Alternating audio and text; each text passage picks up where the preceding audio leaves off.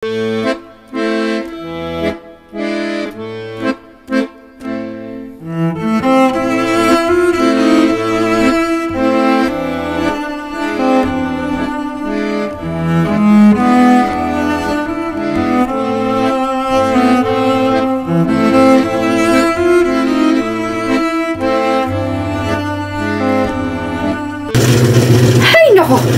daming tao!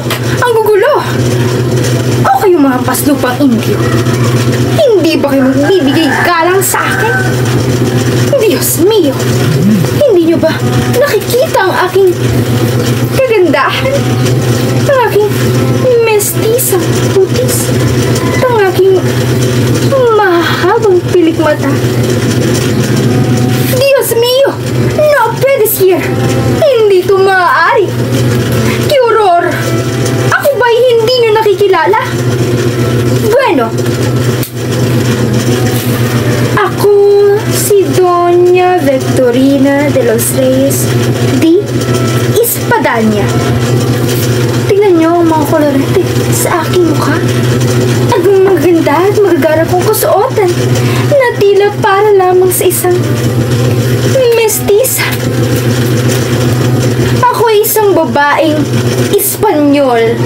Ngunit, hindi ko maintindihan kung bakit napapalibutan ako ng mga Indio. Imposible! ¡Qué barbaridad! Ang init dito sa Pilipinas! Dapat nasa Madrid ako ngayon. Naglalakad sa Plaza Mayor. Hinahabol ng mga kabalyeros guwapos. Hindi nagpapakahirap kasama ang mga Indio na hindi man lang marunong gumamit ng abaniko. At itong mga Indio na ito, akala nila kapantay nila ako. Kiris? Ridikulo! Siguro, naiinggit sila. Abay, natural lang. Dahil ako, mas hermosa, mas elegante, mas edukada, y sobre todos, más española que todos ustedes. Makinig kayong lahat. Darating ang araw na ako ang pinakamakapangyarihang senyora sa buong Pilipinas. Luluhod kayo sa aking harapan at tatawagin akong La Imperatriz Victorina de los Españoles y los Indios. Bata pa lamang, marami nang nagagandahan at namamangha sa akin. Ngunit, itinaboy ko sila.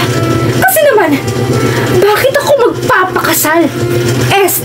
Magpapasakal sa isang Indio? Hindi maaari. Bata pa lamang. Alam ko nang sa Espanyol ako magpapakasal.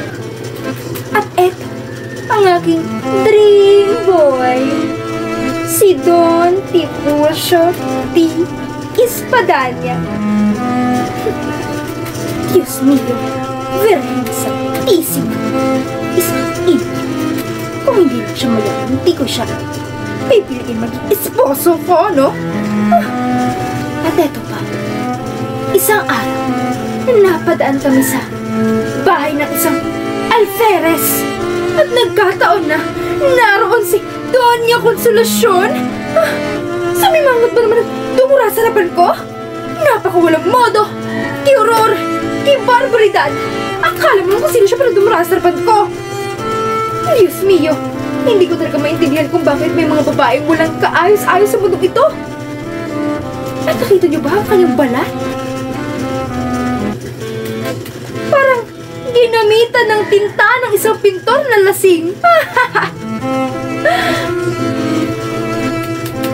Nunal doon, nunal dito. Hindi ko alam kung balat pa ba iyon o isang mapa ng Pilipinas na tinitad ng isla. Mas bagay pa siyang nagasibak ng kahoy kesa maging ginang ng isang opisyal. At heto pa ang kanyang kapangasan. Nagpakalakas loob siya, pintasan ako. Sinabihan pa naman akong matanda na raw ako at wala nang ipagmamalaki. Diyos mio! Mas matanda pa siya sa lumang pader ng Intramuros. At kahit anong pagpag mo ng sakong pulbo sa kanyang pagmumuka, hindi na matatanggal ang kanyang libag ng kahapon.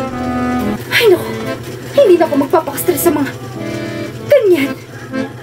Dahil hindi ko kasalanang ipinanganak ko kung maganda. At siya naman ay hindi pinagpala ni Bathala. Kawawa. Muher. At kayo, kanino kayo kakampi? Sa akin? O kay Konsolasyon? Ano? Kay Konsolasyon kayo kakampi? Sige, magsama kayo mga peki at pangit sa impyerno. At kami lang na magaganda ang mapupunta sa langit.